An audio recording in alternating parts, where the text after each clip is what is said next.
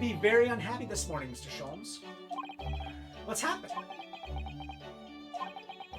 It used to be the case that in my hands, this violin sung like the dawn chorus.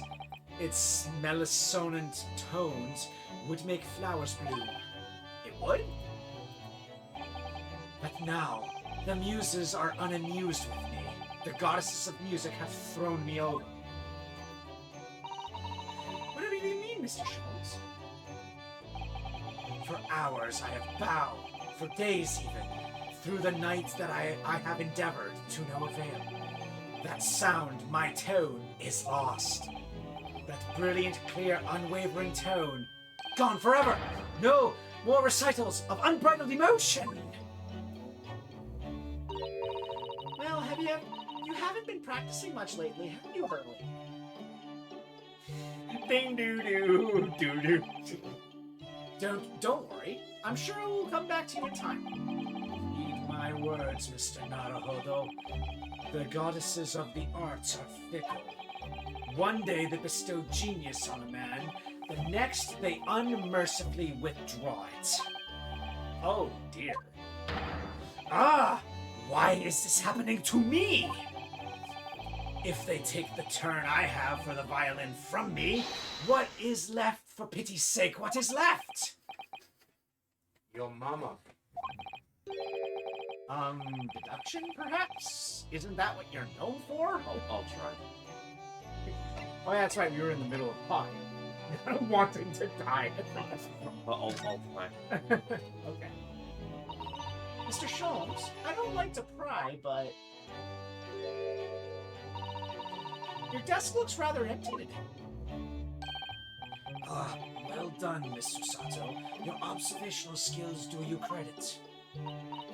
Oh no, Mr. Sholmes, they pale into significance when compared to yours. You'd struggle not to notice, wouldn't you? You mean Hurley's great analytiscope? That's at Windy Banks now. Sorry? It's at a windy bank? No, Windy Banks, the pawnbroker. Pawn? What? You mean you pawned that enormous machine of yours? It has some considerable value, you see. Quite undeservingly. Oh, isn't it a very important machine for your work? I do wish you had consulted us if your situation had become so desperate. I should have gladly passed on what little income I have to you. Dear madam, things are far from desperate. But the pawnbroker has your wonderful machine. How can it be anything but desperate? Making use of a pawnbroker is quite ordinary here in London, I assure you. Oh, sorry. It is? Doesn't sound ordinary at all. It would seem that neither of you fully understand how pawnbroking works. Oh? What's to understand exactly? I'm sorry, I can't take this pose seriously. Seeing him so depressed, it's so funny. Okay, I'll buy something from your shop, damn it. What did you mean by when you said we didn't fully understand how pawnbroking works? To the people of London, pawnbrokeries are akin to banks. Banks? On Mondays, merchants relinquish their finest jackets and trappings to their pawnbroker of choice. With the money they receive in return, they are able to trade happily through the week. And then on Saturdays, they go to recover their things using the money they've earned. I had no idea. This has been a fascinating lesson for us. Everyone does it, you see. Especially people in inner London. And should they have money to spare, they would purchase another fine jacket. Not to wear, obviously, but to pawn should the need arise. Oh, how ingenious. So whenever we have something that's getting in the way, we leave it at Windy Banks, you see. pawnbrokery can be thought of as an extremely secure vault. Who would have thought that even pawnbrokers are different here in Great Britain? Even the reveal sound effects is depressed. Yeah, it's like really diminished. Yeah. Of course, you have to watch Hurley with it. Sometimes he pawns things he really shouldn't. Don't you, Hurley? What does it matter? The world is dead to me now. Oh dear. I'm gonna do that a lot, by the way. Sorry.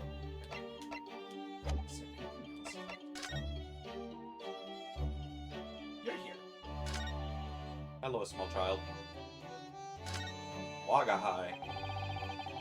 Mr. Natsume's cat seemed to have settled into his new home then. Oh yes, and I've become very attached to little Waggy. Aww. It would appear his previous owners completely forgotten him. Cats are unfeeling creatures. Their mews as empty as the hearts of the muses. That's a lie. Take it back. If Mr. Natsume had no intention of taking Waggy back to Japan, I wonder why he kept him in the first place. I expect he would have taken him if he could. But pets are strictly forbidden aboard steamships in our experience. And for good reason. Terrible things can happen if the rules of passage are not obeyed. Well, I don't mind. Swaggy's adorable. Oh, yeah, I agree. Calicos are cute. Yes, he really is. Oh, yes. What about the door? I don't remember seeing that tiny little thing in the main door before. Where did that come from? Oh, you noticed? You are observant, you know. Look, I used this. It's my latest invention. What is that? I call it the Cat Flapomat. Gosh, a machine for making doors just for cats. That's right. It can make a cat flap for a little furry friend like Waggy and Sippins. And it can do it in any door at all, no matter what it's made of. It's very powerful, you see. Wouldn't it have just been quicker to make the cat flap rather than making a machine to make the cat flap? Well, it's maybe, but now I can make cat flaps whenever. Yeah, that's the point here. It's not that she made it to make a cat flap. She made it so that she can make multiples, and she doesn't have to worry about the intricacies of it in the future. The thing is, though, it feels very situational. like you do For now, yeah, but if people start asking. Yeah. Oh, I think it's wonderful. You must make one for us in the door of our office upstairs, Chris. She really knows how to come up with unconventional inventions, this girl. Excuse me.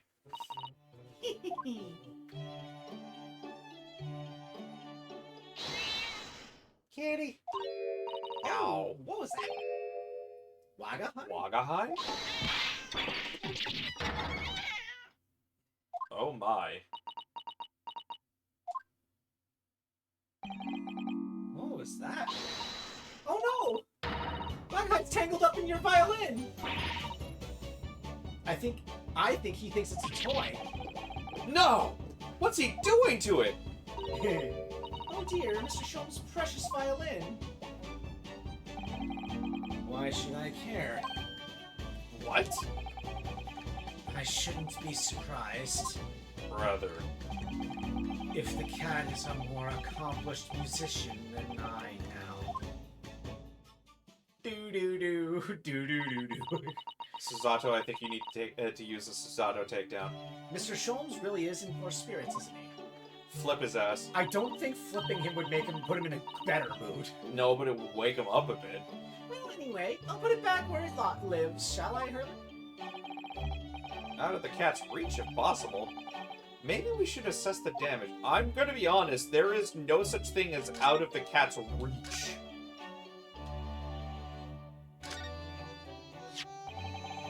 So this is the violin, is it? Ooh! It's a Stradivarius, one of the finest violins in the world, made by the renowned Italian luthier? Yeah, luthier. Antonio Stradivari. So, people believe that Stradivarius's sound better. Science has proven that not necessarily the case, but because it has a name associated with it, it's still considered a very good violin.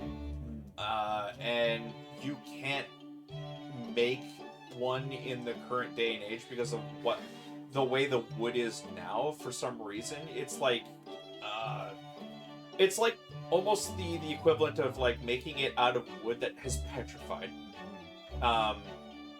Like I said, doesn't improve the sound, but it's the name. And there are only so many in the world, so that's why the price only goes up, because the longer time goes by, the fewer that there are going to be because of wear and tear. Mm-hmm. That's your line, by the way. Oh, I see. It doesn't really look like anything special to me.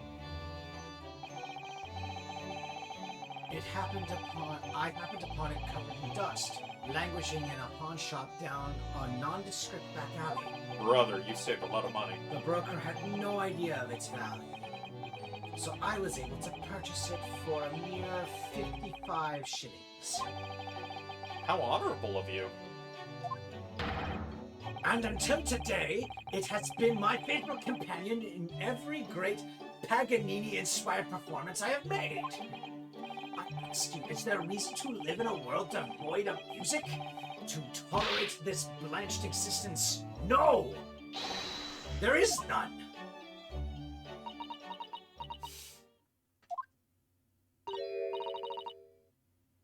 Mr. Sholmes? What, dear madam, what? My thoughts are preoccupied with fancies of release from this dull routine. Well, it's about the violin. It looks very different to normal, don't you think? What do you mean, Mr. Sato? Oh, Sushi's right. Yes. The tone of the wood is completely different. It's not his Stradivarius. And that's not all. I'm sure there was no crack here before. Wait, it's not even the right size, is it? Oh, wait a minute. It's a viola, isn't it? It's been replaced. It's not the right size. It's a viola. Yeah. So technically, it's the bass violin. It's a bass violin. What's this? So, wait, did he pawn his violin at one point? Maybe he got a return of the wrong one. Either that or he grabbed the wrong one by accident. Yeah. I'm terribly sorry to have to tell you this, Mr. Sholmes, but that instrument isn't a violin at all. Yeah, it's a viola. Then what? I believe it's an entirely different instrument called a viola. What?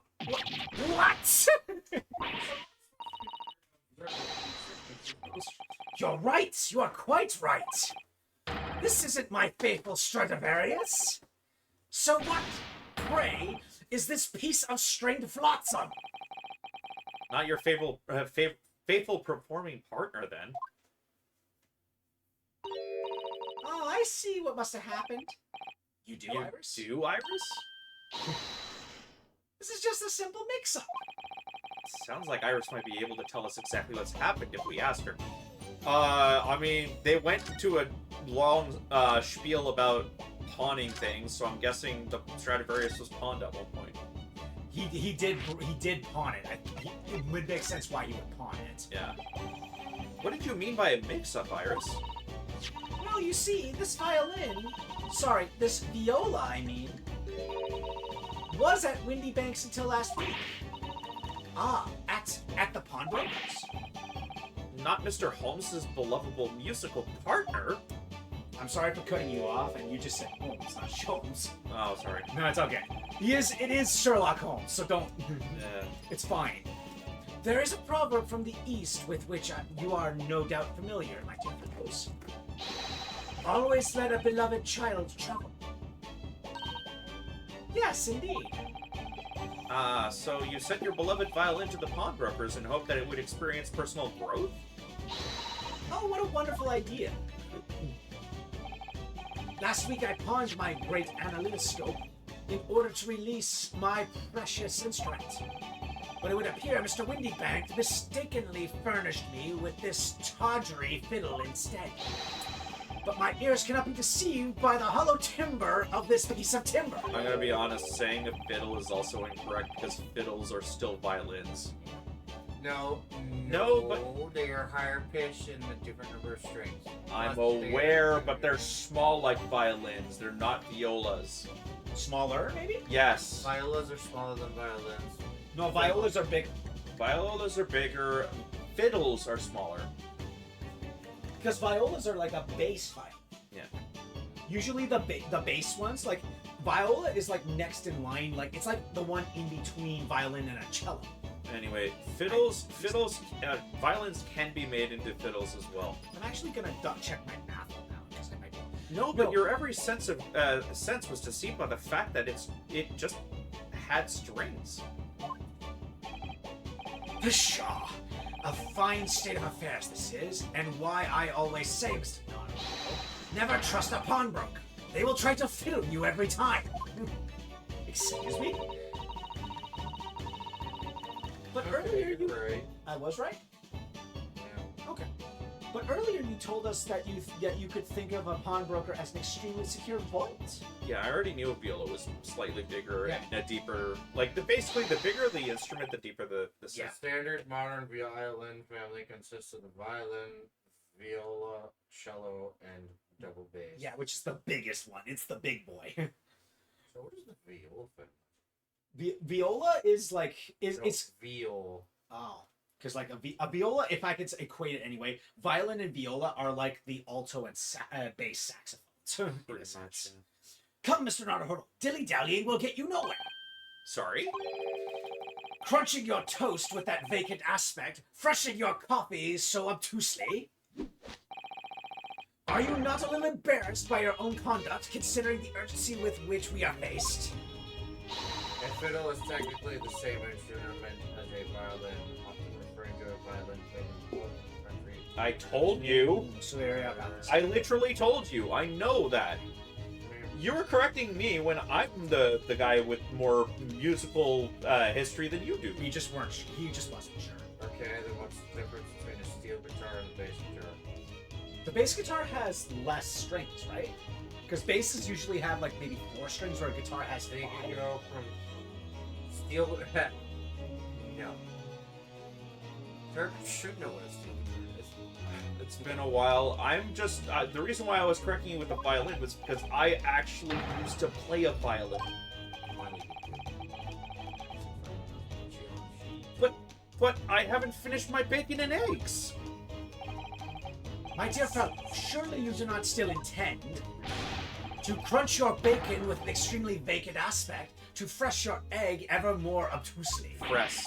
Press. There is no H. What does that mean? Don't know, but he's used it twice now. All right. Say no more. Say no more. Say no more. Wink, wink, nudge, nudge. By the way, bass guitar can have up to 12 to 16 strings. Yeah.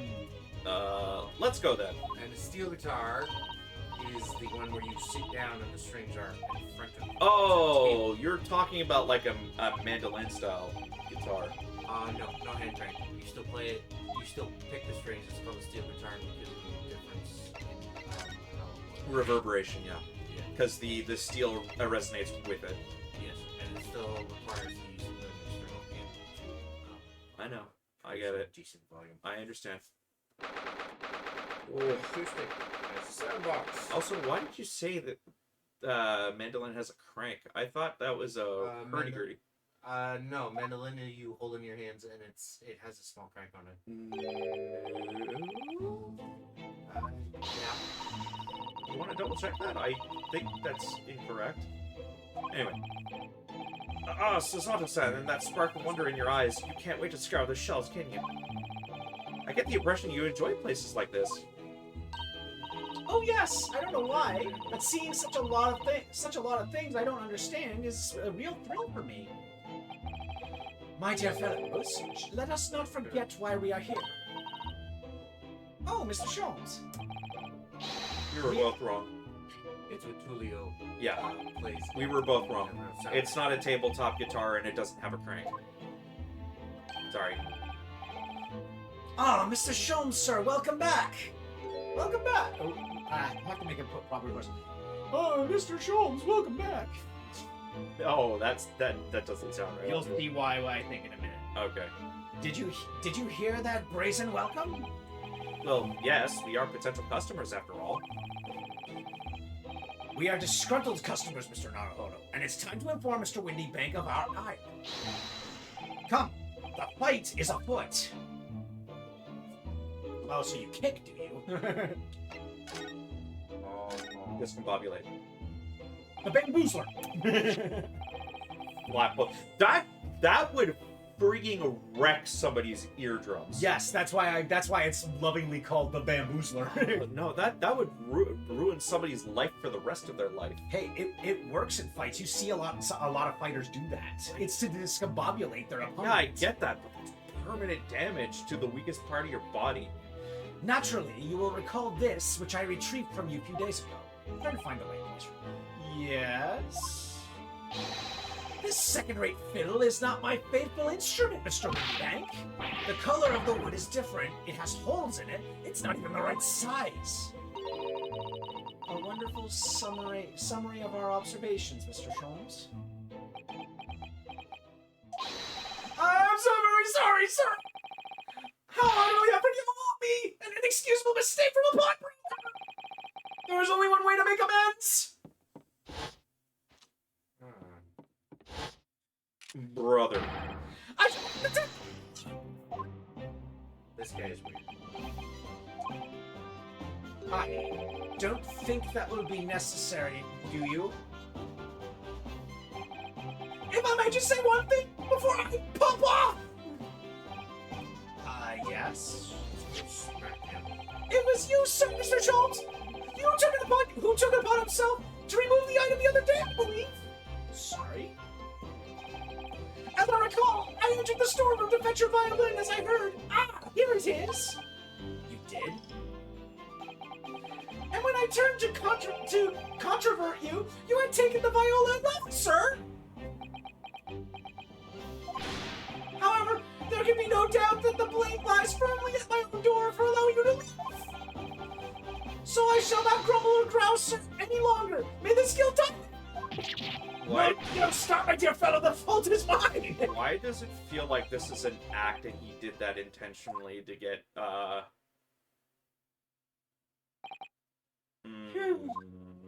Yeah, that felt like an act. It would appear that the fight is over. I do humbly apologize, Mr. Windybank. Evidently, my questionable disposition precipitated this tragedy. Questionable? Well, you wouldn't be Mr. Herlock Sholmes without that questionable disposition now, would you? I do believe you may be right, sir.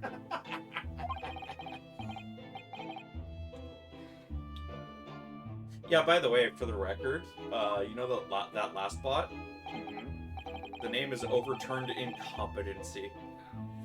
You are, it must be said, one of my more challenging customers. I needn't remind you of a peculiar collection of items you brought through my door in the past. Oh, peculiar items? In the extreme, ma'am.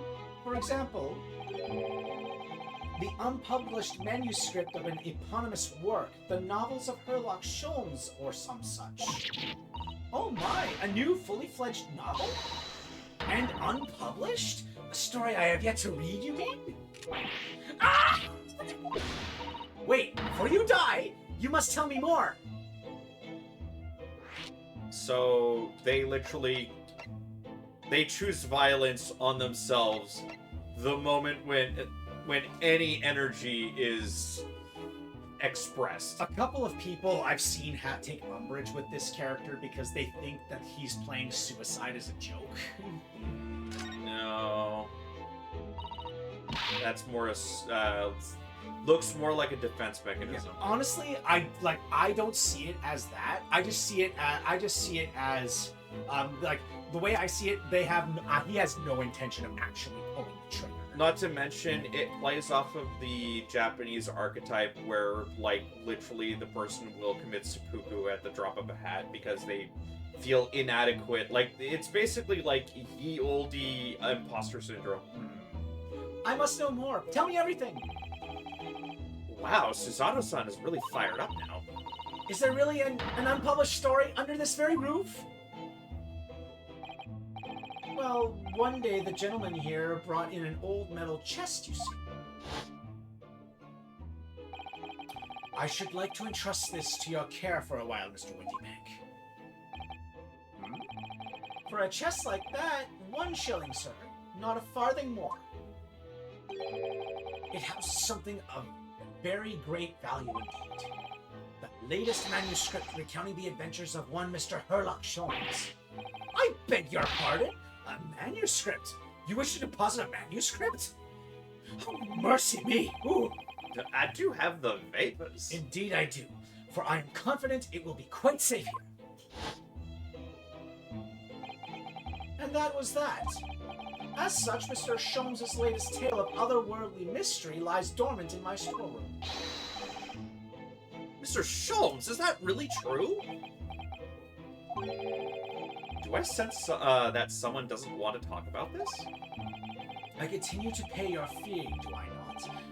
Then kindly continue to store my belongings securely. Of course, sir, of course.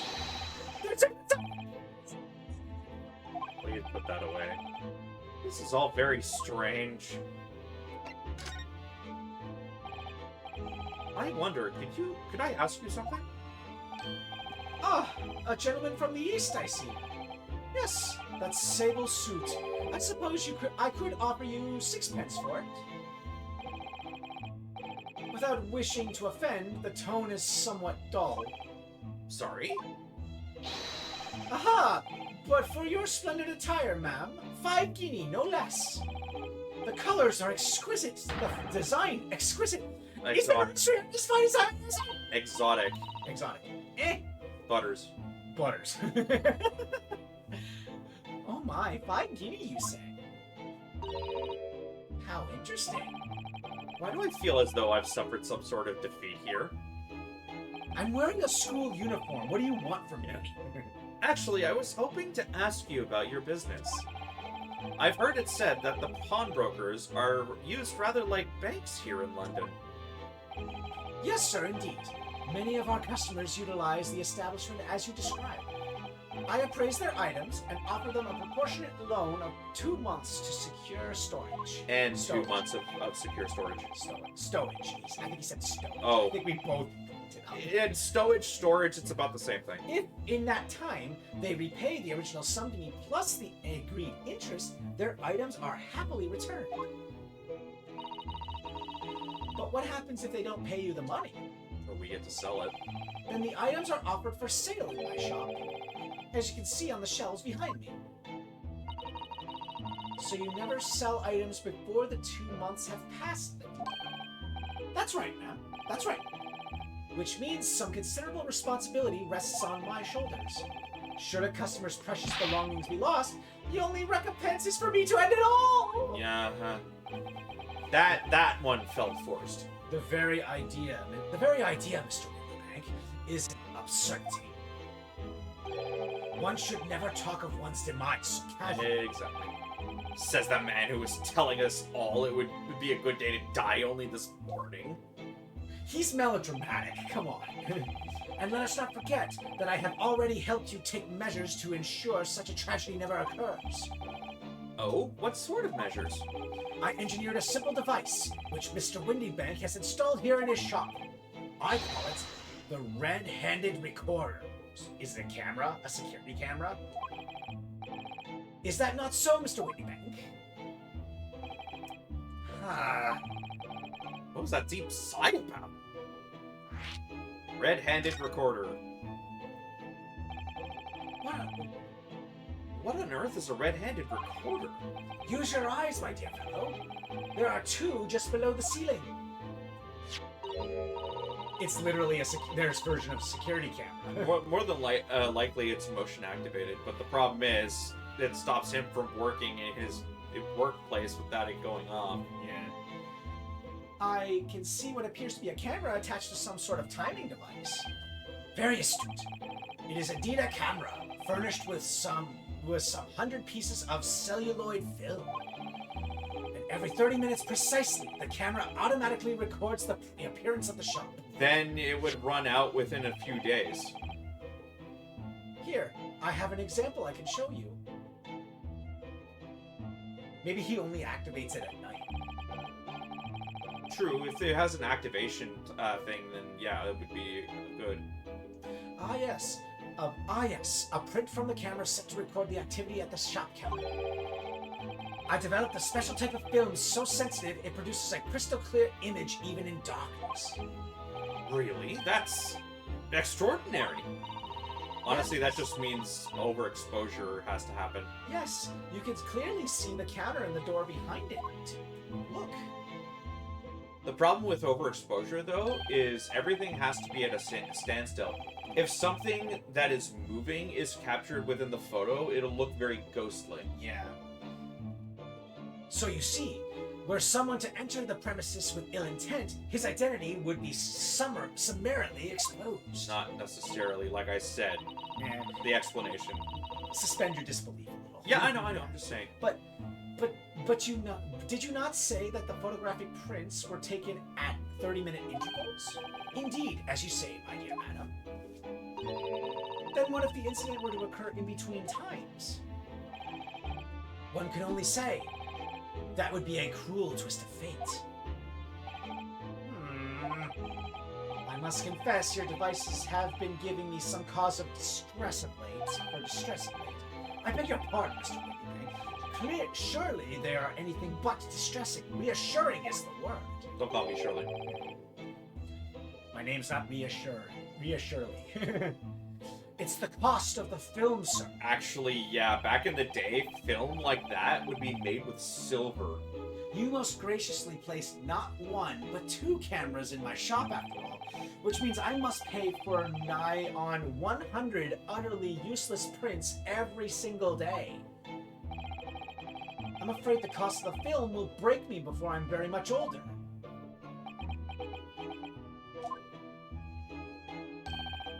Nevertheless, a small price to pay to ensure the safety of my preferred pawnbrokery, no? My dear fellows, we verge on an age where safety and security come at a price. Oh, heaven help us. He's not wrong. Yeah, he's actually not wrong. Ugh. Holmes really was ahead of his time, wasn't he? Yeah. Now then, Mr. Sholmes, allow me to return your precious violin. Ah, the very thing. Thank you, Mr. Windybank. Perhaps this might mark the end of the peculiar items you tried to pop. Because if anything were to happen to one of them, this would be the only answer. Brother, the violin is probably the least weird thing he's pawned here. I really don't think... I really think you ought to stop waving that gun around. Someone could get hurt. Fear not! It's not loaded. Sorry? I've only loaded a single bullet, so no one but myself could possibly be harmed. Brother, that's not really what I meant. Good day to you, then, Mr. Windybank. It's been a pleasure as always, Mr. Sholmes! So, Mr. Naruhodo, now we can explore at last. Curios, wares, antiques, and specialties. What an assortment of things there are on these shelves here. Crockery, footwear, clocks, and watches. Almost anything you care to imagine. Those are forfeited items, offered for sale by the pawnbroker. Dead Sea Tipper? Listen. Ah, still good. What does that really mean, though? When you pawn, you colloquially pop an item. The broker loans you money against its worth. He stores the item for an agreed period of time, after which the loan must be repaid. If not, he is free to display it in his shop for sale, at a price of his choosing. Oh yes, now that you've explained it, I'm noticing the little price tags on everything. Of course, simply by paying the agreed interest on the loan, you can extend the period of safekeeping. So you may pawn that black garb of yours without fear, my dear fellow. My treasured university uniform? Never! It embodies my student spirit. My youthful spirit. The power of youth! Oh, that's fine. Look at this! What could this lovely, big, shiny box be?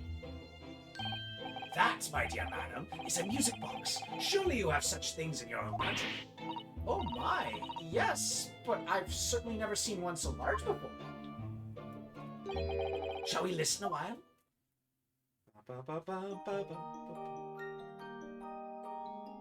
It should have done another theme from the frame. It should have done. It should have done the Steel Samurai theme. It would have been funny. Ah, what a sublime sound! It's like the music of angels. I've never heard anything like it before in my life. This particular specimen is of the larger variety, found in public houses and restaurants. There is a metal disc inside on which the notes to be played are recorded. Simply by replacing the disc with another, any music you care to imagine can be played. I don't recognize the theme at all. It's not from something else. No, it's not. It should have been, though. It would Yeah. have been funny. Anyway, it's Like, you know what would have been nice too? Yeah, Maya's theme. Yeah. My goodness. No, it should have done Pursuit Cornered. Dun dun. Yeah. Any theme would have been funny. Or maybe every time you click it, it played a different song. Oh yeah, that'd be cool. Yeah. What a simply delightful machine. Indeed. Though their popularity has waned recently with the development of the gramophone, of course. Science and technology advance at such an overwhelming pace.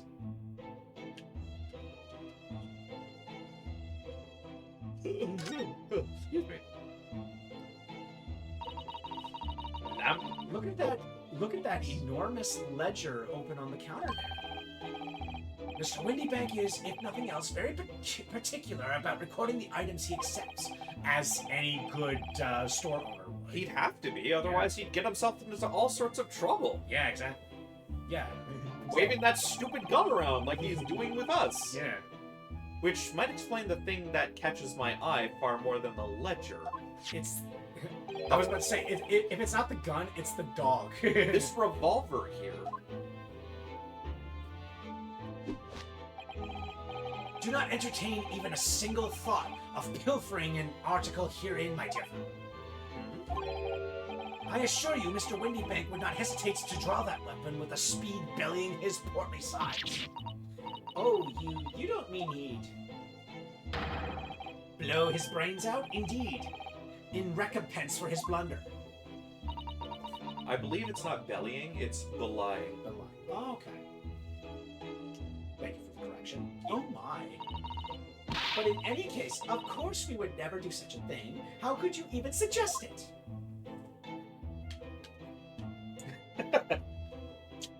No, stop. No. Like literally, there's no animation. It's just goes from him standing like this to Whoa, whoa, whoa. My brother and Arceus, stop. whoa, whoa, whoa. Let's not get too hasty. Lois, this is not my Batman glass. There seems to be a little door hidden behind that curtain. Oh, that's you. Man, this sounds different. I know, right? You have many voices inside your head. Mr. Sholmes, you're very good at copying my voice. Thank you, my dear fellow. I practiced a lot. You've been with us for months now. I've been working with it. That leads to the storage room where Mr. Windybank keeps articles that are currently in pawn. Ah, I see. There's nothing of particular interest inside. I certainly wouldn't recommend any larcenous activity. Why do you keep pushing that? Recommend it or not, it's not something I tend to do. There is but one key, and Mr. Windybank keeps it in his pocket at all times. Before he sleeps, he places it into a small pot, which he slides under his pillow. Why do you know this? How on earth did you know about that, Mr. Sholmes? I am a detective, sir. It is my business to know what others do not. That's great, no, but advertising it isn't. I am frequently assailed by information that I neither care for nor wish to retain. Do you have any idea how many fan art subscriptions my fans keep sending me? Mr. Naruhodo, you and I are particularly close in those pictures. Brit. What? May I see them? Mr. Sholmes, you are a wonder. He just like goes up to Naruto. For clarity's sake, I did the gesture of like putting one's finger to the other's lips. And the prime suspect if this pawnbrokery is ever burgled. Burgle. Oops. Camera? Now, what do you suppose this rather enormous machine does? It seems to have two little windows for looking through. Allow me to enlighten you, my dear fellows. What you are looking at is a stereoscope. A stereoscope. Fascinating. It is aptly named, I assure you. Look through the eyepieces to see for yourself. Oh, I should be delighted to. Excuse me a moment while I just have a look. Just before you do, there is something I should point out. My dear fellows, in order to see the image properly, stereoscopically, as it were, you will need to be cross-eyed. However, if that is beyond you, it is of little consequence. Alright then, I'm going to try it. Are they actually going to give her eyes, like, cross-eyed? Ah! Mr. Naruhodo, you must see! At once! Oh, all right then. So I need to be cross-eyed, like I'm trying to look at my own, looking at my own nose? Hey, it's this. What the? By the way, for the record, folks, this was originally released on the 3DS, so this would actually be showing a depth, an image with depth on it, because the 3DS can actually do stereoscopic 3D, but unfortunately, that's not the case here. So they're giving you two images, and if you cross your eyes and line them up, then it will work. Unfortunately, I'm not sitting directly in line with it. Oh, you know what? I can use the smaller image here. Hold on. I'm not going to. Oh yeah, no, you need to really cross your eyes. Yeah, the closer you get, the better. But yeah, Yeah, I was trying it. I'm not the best with this sort of thing. you need to be able to really cross your eyes to see this. It's very difficult. I don't believe it. Unfortunately, I'm gonna point this out now. A major part of this case is going to involve this. Which is unfortunate because, yeah, those images are too far apart for anybody to do that easily, because you have to cross your eyes very freaking hard to have those line up. I first played this a little while ago, and I tried it with the case. I couldn't get it. I had to. I was like at the one point where this becomes important, I was blindly guessing. Yeah. Well, we're just gonna have to take it at its word. It's just a photographic print, but it seems like you could reach out and touch it. Well, I say that, but I tried it a couple times. I got it on my third try, but it was way harder for me. Yes, the sense of depth is startling, is it not? Stereoscopes are one of London's many fads. They are often found in little stalls in the park. People queue for hours to see them. So real stereoscopes are, you don't actually have to cross your eyes. Basically, they have two eyepieces. They're separate from each other and pointed at those individual images, and each eye sees the different thing, and it overlaps naturally. But they said cross-eye because that's the only way to see it the way it is now. Yeah. Why are people meddling with some black magic? Such black magic. It is not magic, my dear madam. It is, well, Science. far more complicated to explain at present. We shall save this lesson for another day. Oh.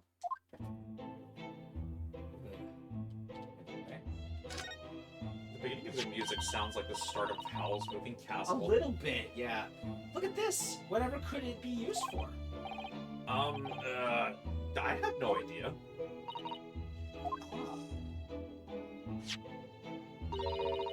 There's a small catch just here. Look. Is it another stereoscope? We're gonna open it, aren't we?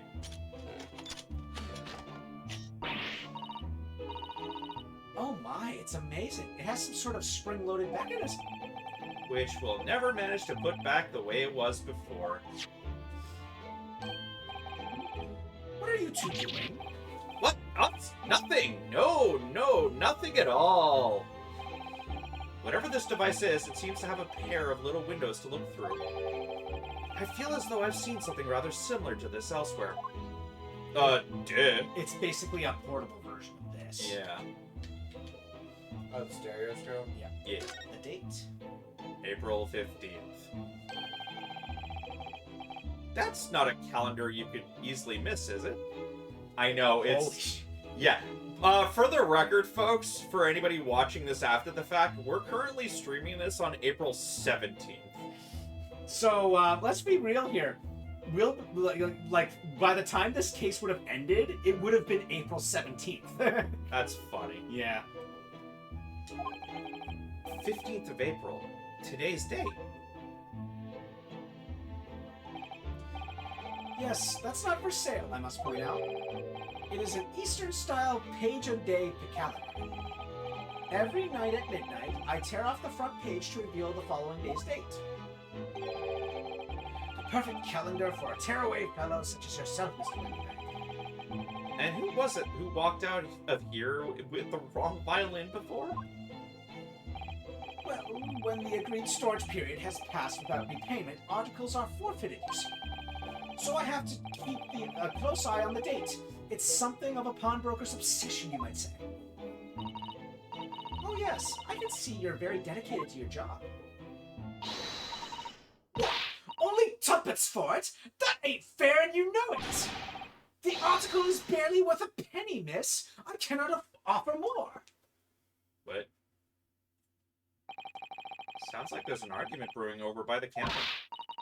Come on, it can't be right. Have you even had a proper butcher's at it? I've seen all I need to see, young girl. Oh, she's treating him like a fence. Wait, don't we know... I'm sure I recognize her. Oh, yes, it's the young lady from Mr. McGilded's trial 2 months ago. The pickpocket, Yep, Yes. Gina Lestrade. which means she's about to steal something from this place. No. Her name is Gina Lestrade, my lord. Dude, this is a pawnbroker. She's trying to fence it. Yeah. She's a chancer. Earns her crust among large crowds, relieving people of their purses. What's commonly called a pickpocket. What? She's got a gun! You idiots, we all have guns! But hers shoots perfume! Gordon Bennett! You lot! She still has it. Why does she still have it? Hello, Mr. Lestrade. I hope you've been well. What? You remember the event, do ya? Well, I remember being completely surrounded by smoke, that's for sure. So, what are you doing in here? Down and out like the rest of us? Nothing to eat? Come to pop that black coat, have ya? What is it about this black uniform that makes everyone comment on it? I assure you, it's quite popular where I come from. Have you ever played that rhythm-based game where all of the officers wear these uniforms? I still, even though I couldn't understand a word of what they were saying. Good day. Unless I'm much mistaken, you must be the young pickpocket who stole our experimental smoke grenade launcher. Mr. Sholmes, I've been... Hey, don't spray it. So, you have something of value to pawn, do you? Allow me to see the article, and I shall negotiate with Mr. Windybank on your behalf. Pull the other one! I don't need no help from some stuck-up D! Get out of my business! Go on and I'll make trouble for you! D what? D's nuts! Ah! Got it! That is so bad. As you wish, Mr. Strahd. Hey, I set it up. He pulled it out. I saw an opportunity and I seized it.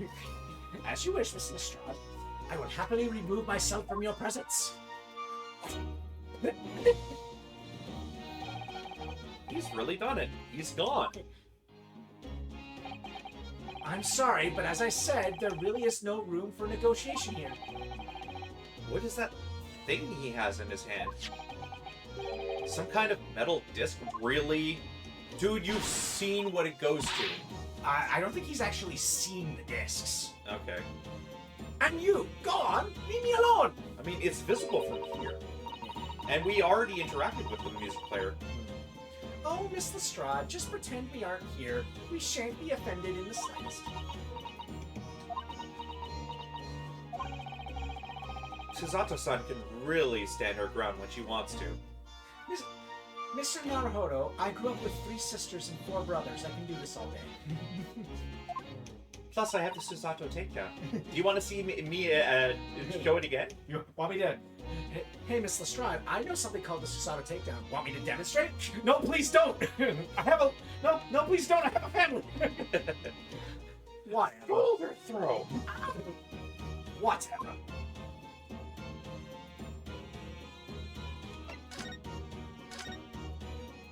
Customer.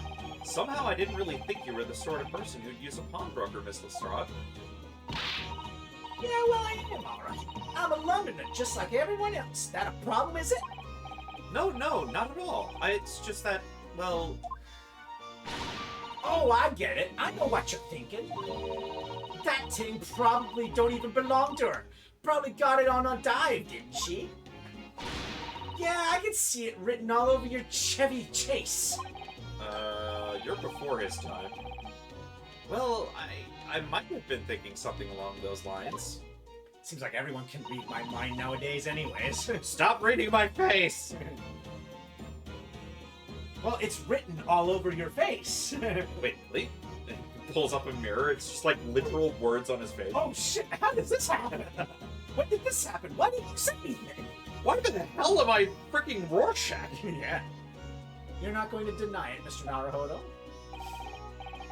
Alright then, I'm just gonna come out and ask you straight. Do you pawn things that you steal from other people?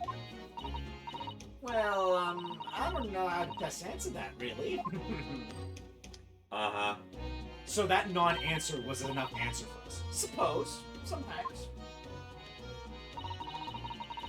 You're not going to deny it either, Miss Lestrade? But not this time, alright? I swear, that thing belongs to me! The disc that Mr. Windybank is holding. Perhaps we should see what he has to say about all this. Now we have to talk to him? Yes. My goodness, you need to do legwork in this game. Disc. Mr. Windybank, what exactly is this metal disc that Miss Lestrade has brought in? Now see, you take it to the temple, and you spin it up, and you get a monster out of it. Fascinating. It seems to have hundreds of tiny little bumps on its surface. Ah, this is a music disc, you see. For use inside a music box. In a music box? What? You don't even know what a music box is? You Eastern lot ain't too savvy, eh? I mean, we had to interact with the music box before we were able to move forward, so yes, we did. I know what a music box is. I've just never seen one of these discs before. The small protrusions on the metal disc encode the tune to be played by the music box. You simply insert the disc and set the music machine going, and beautiful music plays. It's so incredible. Tell us, what tune is on this disc? Well, I'm afraid I couldn't tell you that. There are so many different types of music boxes, you see. British-made, German, Swiss. I have no way of knowing what particular machine this disc was made for. Ah, I see.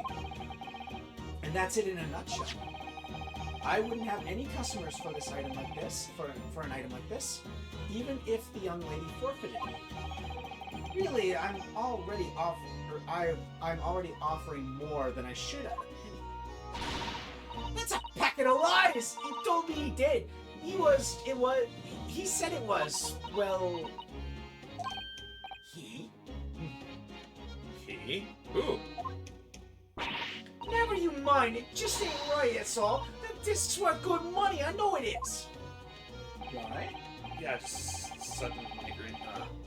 I'm good. Well then, you'll have to try your luck at another pawnbroker's, won't you? Okay, so what's his name, McGilded, promise that it was worth a lot? I guess. She's been in before, of course. This little tatterdemalion? Yeah, that's how I pronounce it. I've never seen that word, though. I see. And brought some dubious article or other with her every single time. Dubious? What are you trying to say? I'm an honest customer, me. There's nothing honest about you, kid. So, I need to ask, and you're at liberty to not answer me with a proper answer, but Mr. McGilded faked his own death, didn't he? I will neither confirm nor deny that today. Okay. I will neither confirm nor deny. So it could be yes, it could be Yeah, it's fine. So, is there anything dubious about the disc she brought in today? I mean, if it was a dubious disc, we could evolve Pokemon. Well, yeah. But you would need an upgrade first before you could do that. True. Only, if only it were that simple. Sorry, what do you mean? What she actually brought in was a storage ticket. Wait, what? A storage ticket? So is it like akin to an IOU? No, I'm thinking it's more of a, basically it's like a return thing. Like, you know how you get a ticket for a coat check? Oh, yeah. This is more than likely this is a ticket for, like, a pawned item to Yes. get it back. So maybe it was something that was pawned by Mr. McGilded, and she's trying to take it on his behalf. Sounds like it, yeah.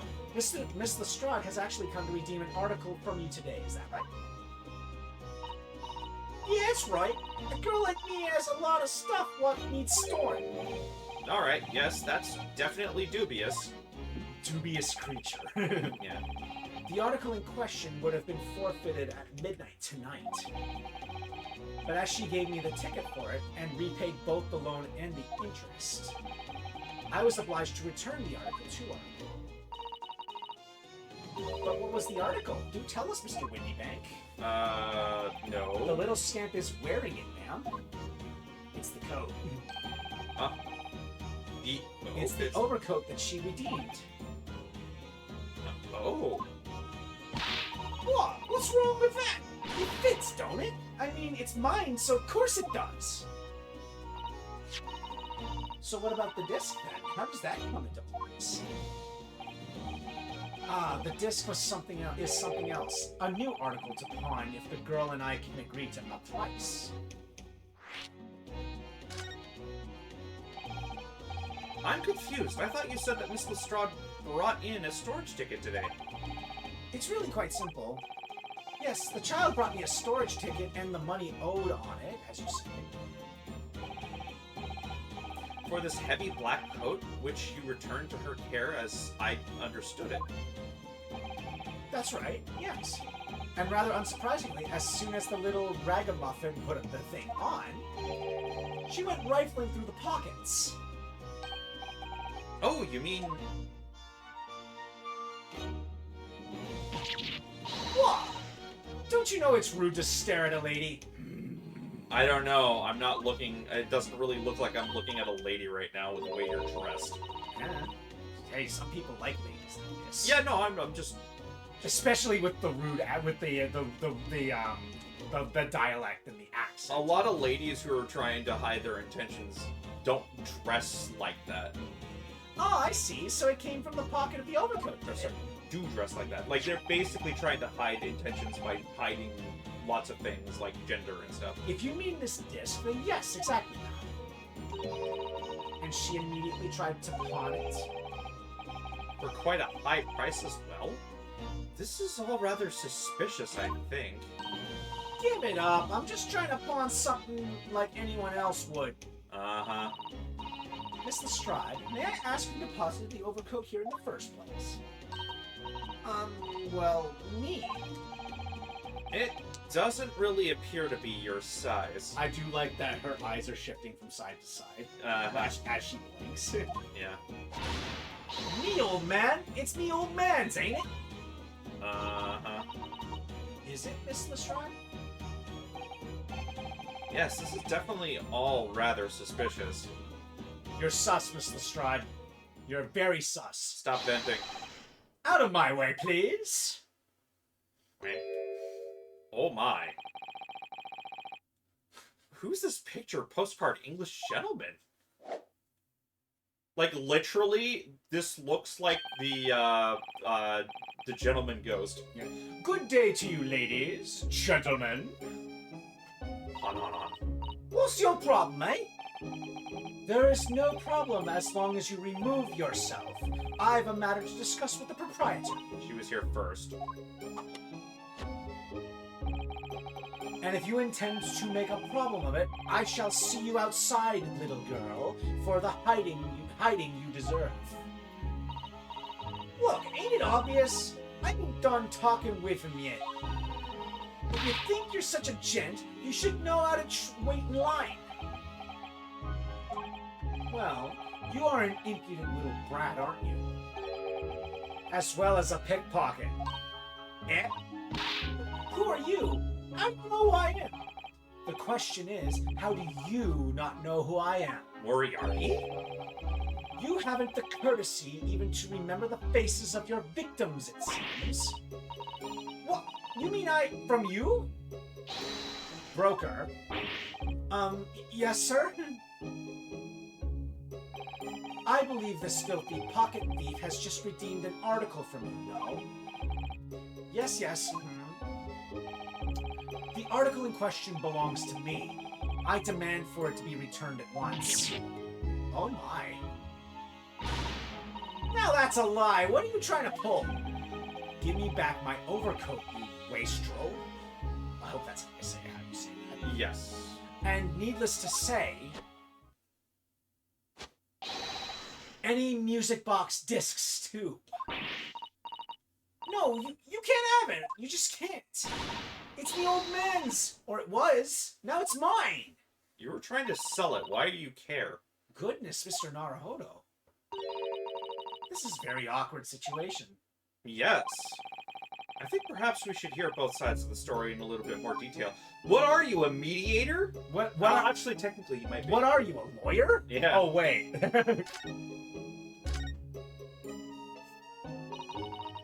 Miss Lestrade, is what the gentleman is saying. What do you think? It's all lies, ain't it? Obviously. I mean, she didn't seem like she recognized him, so... I swear on my life, I never laid eyes on that dandy before. Yeah. Let's hear it now, you little ragamuffin. You stole it, didn't you? That ticket you brought in here just now. No, I swear it. I swear to God. It was barely an hour ago. I was walking along the street, minding my own business, when this little gutterling ran into me. I knew at once what had happened. I've been robbed yet again, I thought to myself. Those wretched pickpockets. Yet again? Oh yes, as you can see, I'm a man of impeccable style. This isn't the first time that I've been targeted by these backslum scoundrels. Yeah, here's the problem with that argument, bro. Now then, relinquish my overcoat while I take the JoJo-iest pose Yeah, I was can. about to say, you're starting to look like Zeppeli, bro. Okay, so one argument to this that I need to interject with. If you're so stylish, why do you want such a tattered overcoat? Come along now, Mr. Lestrade. Give the good gentleman his coat back. If you're going to cause trouble, I shall have no choice but to call the police. Hold on! Why does everyone think it's me? Because You you're a haven't- pickpocket. You haven't really established to be trustworthy. Yeah. No offense. Just look at this dandy cub, and you think I'm the dodgy one? To be fair, even really wealthy people like this can also be very suspicious as well. Yeah. I'm sorry, but no one's going to believe you. Well, what about evidence? Yeah. Where's your evidence that I've stolen something, eh? Come on, let's see it. Oh, I have evidence, naturally. You what? You bloody what, mate? Nah. You fucking what? It's fine. Piss off, ghost! Evidence that the article... Oh, that's you. Evidence that the article Miss Lestrade redeemed actually belongs to this gentleman. Of course. We only need to consult Mr. Windybank's ledger to know the truth. We'll be able to look up the name of the person who deposited the article in the first place. Yes, brilliant. I'm very sorry, but I'm afraid that won't be possible. Oh? I never ask customers' names. That's a strict policy of mine. You should, But what? but why not? Well, now, as you can imagine, some of my customers have circumstances to consider. A great many of them prefer to maintain their anonymity. Yes, I see. But then, how can you know if an article belongs to the person asking to redeem it? The ticket. Oh, it's quite simple. Good sir, might I trouble you for the watchword associated with the article in question?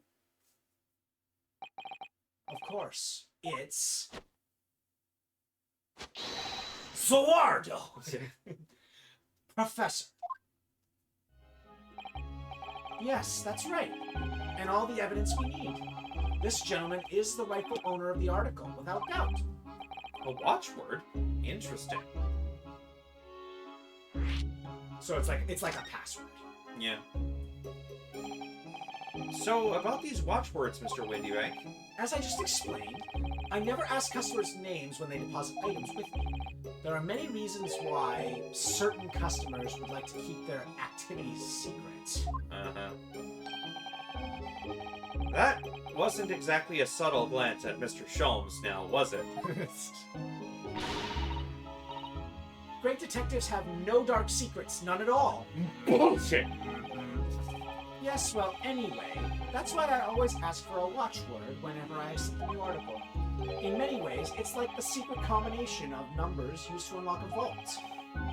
The date of deposit, a description, and a watchword uniquely identify each item. And of course, then I give the storage ticket to the customer.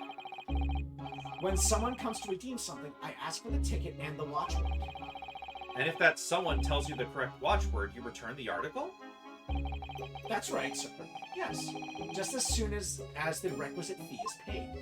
Yeah, did she? And I have supplied you with the information you require already. But for the avoidance of doubt, the article in question is an overcoat deposited 2 months ago on the 15th of April. Of February. April is today. April. Then you're redeeming the coat a month early. No, the person said that it would be Oh, 2 months. 2 months. I'm sorry. I'm out of whack. February, March, April. I'm out of whack. Yeah, because I was about. He did say it was about to expire midnight tonight. I am whack. You're fine. You're fine. You were off at the time. With a watchword of Professor. Let's go 5 minutes. Relax. All perfectly correct information. But how? Really, this is beyond a joke now. There is no further room for doubt.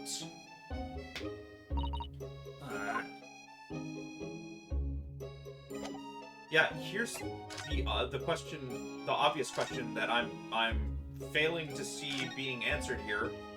Did she not also give that information? Yeah, I think she did.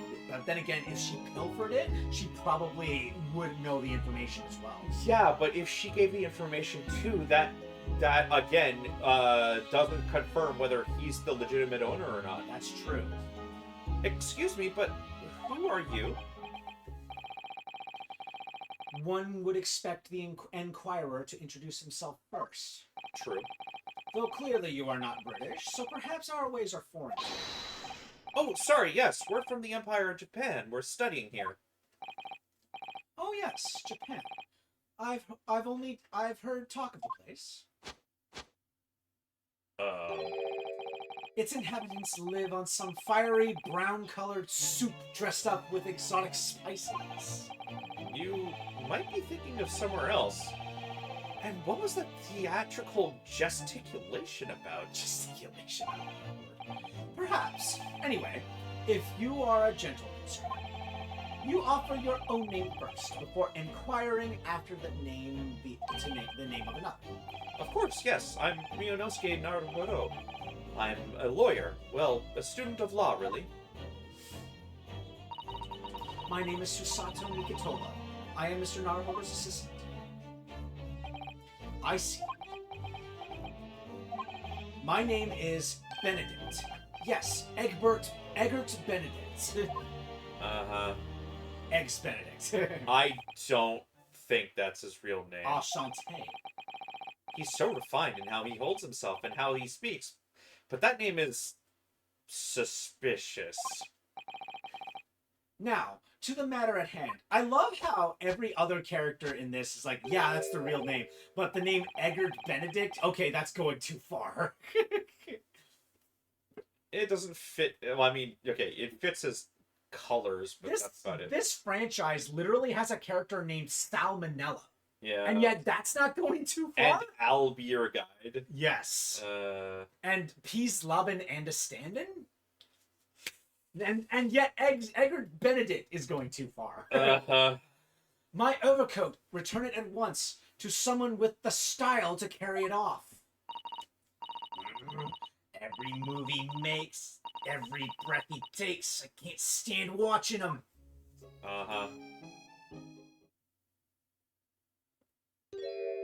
Huh. I mean, it does fit him. So, let that be an end to the matter. And thank you for your custom, Mr. Egbert Benedict, sir.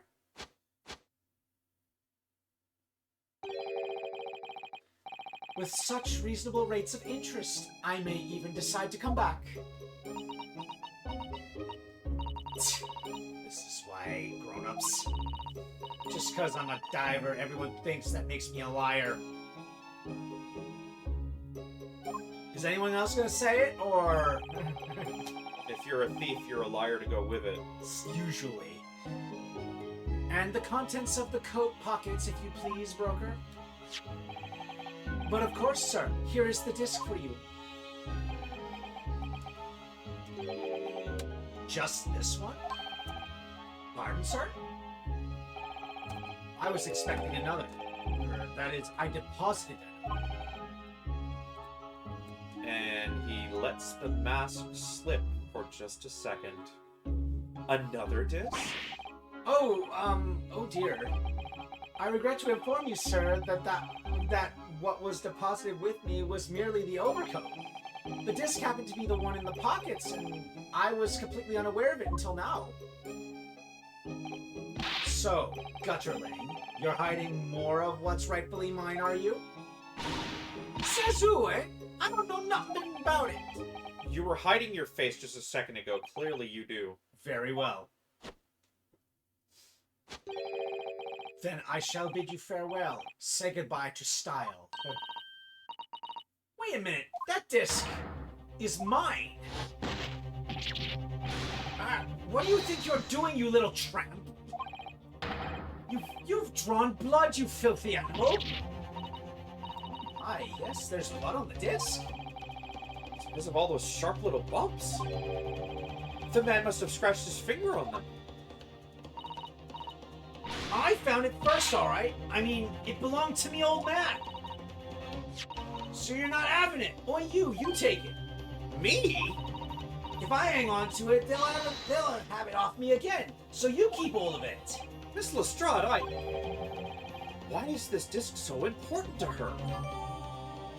Metal disc used to play music in a mechanical music box. The piece of music, which remains unidentified, is stored on the disc by means of small protrusions. You there, in the black livery. Hand that disc to me at once, please. No, don't! He's lying! Grown-ups are all liars! What do I do now? How am I going to resolve this?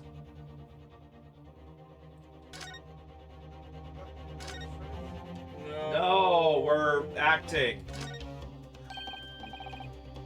I explained it to him already. He's just being... just clarifying. What are you examining with such keen interest there? As you enjoy a bar of caramel, I see? Oh man, a bar of caramel would be... Not again. So, you found me at last, Mr. Naruhodo. Sorry? After that young pickpocket sent me on my way, I was forced to lurk in the shadows. Cruelly ostracized as the rest of you partook in the jovial atmosphere of fellowship. I had nothing to occupy my mind, but as too ashamed to let society see what my downfall has done to me. Brother. So, feigning mock interest, I pretended to examine the tedious trinkets in this desolate place. Whilst, as you shrewdly observe, gnawing on the only friend I have left, this 7% solution of caramel. Pray, do you claim to understand the depths of my despair, Mr. Naruhodo? But how could you? I was so lonely, so desperately lonely. Then why on earth didn't you rejoin the conversation? Things have gone from bad to worse here, you know. Yes, I overheard much of your conversation. Or rather, in my craving for human contact, my ears devoured every word that was uttered. You really were sad, weren't you? Yeah, look at me when I was depressed. Doo-doo-doo. Poor Mr. Sholmes, I feel simply awful for you. It would seem that my inferences are correct. Oh, surely you're not about to tell us that you've solved the entire case once again? We're cutting it off at the beginning of that. Yes, absolutely. My dear madam, sometimes I wonder, were my genius for deduction to be commoditized. You were correct the first time. Commoditized. How much could I pawn it for? It seems Mr. Sholmes has had another of his flashes of inspiration. But who knows if it will help resolve the situation between Miss Lestrade and the mysterious gentleman. What's the right thing to do here? Listen to the deduction? Listen to the deduction, obviously. Like, why else would we do this? Well, Miss Lestrade, it would appear you find yourself in something of a predicament. Where the blue blazes have you been, eh? Pardon? When a lady's in trouble, a true gent's supposed to be there to help straight away, not an hour later. Actually, she's right. Harsh.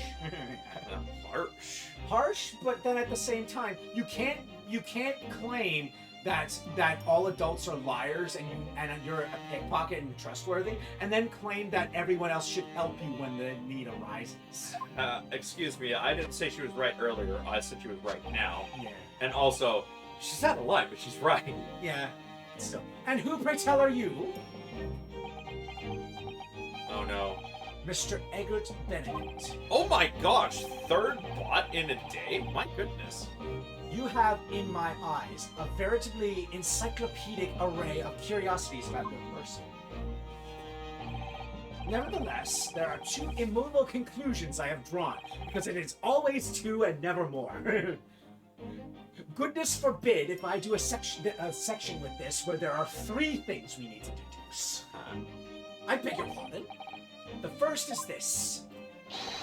The true reason for your visit to this pawnbrokery today is something you have not yet revealed. If. And the second is this. A considerable crime is in contemplation. One you will orchestrate with intent to steal a vast sum of money. Well, Mr. Benedict, what say you to my deductions? How? He's turned as white as a hard-boiled egg. In would seem that once again, Mr. Sholmes has made a flawless deduction. Just who do you think you are, sir? Ah, yes, as I hoped. That is precisely the pained expression I was looking for. So, shall we begin? The time has come for yet another Herlock Sholmes' Logic and Reasoning Spectacular, which we will tackle next time. Alrighty, folks, that's us for tonight. We'll see you guys again on Sunday for some Phasmophobia.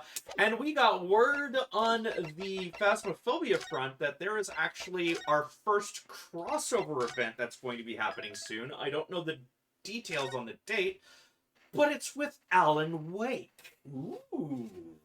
Anyways, we'll see you guys on Sunday for Phasmophobia for at least the last of the Easter event week stuff.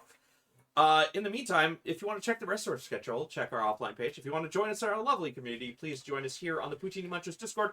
And if you want to watch us live, watch us here on twitch.tv/Terpinator. We'll see you guys then. Catch you next time. Bye!